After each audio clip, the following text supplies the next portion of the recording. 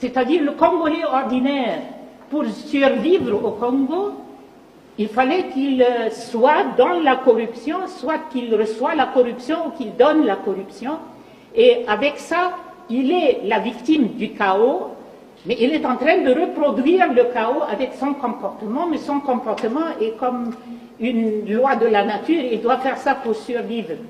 Et le chaos, c'est enraciné dans le système de manière à ce qu'on puisse dire aujourd'hui que le système de reproduction du chaos, c'est devenu comme un cercle vicieux, ça se renforce de soi-même avec les rapports de force qui sont sur place et qui sont appuyés par des forces extérieures. Et ça, je suis un peu inquiète quand j'entends expliquer les programmes politiques ou ce qu'il faut faire au Congo et comment on va aboutir à réformer ou changer le système sans qu'on aborde le problème de la dépendance totale de ce qui se passe au Congo au niveau de la nomenclature. La nomenclature, c'est la classe politique qui a évolué au Congo et c'est une classe très restreinte.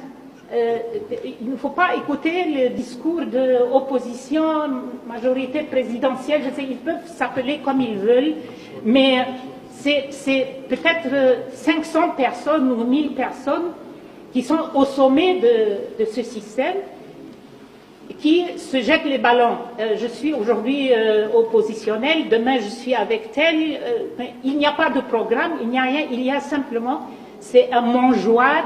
Et celui qui fait la politique, il veut accéder à ce mangeoire. Point trait. Et il n'y a pas...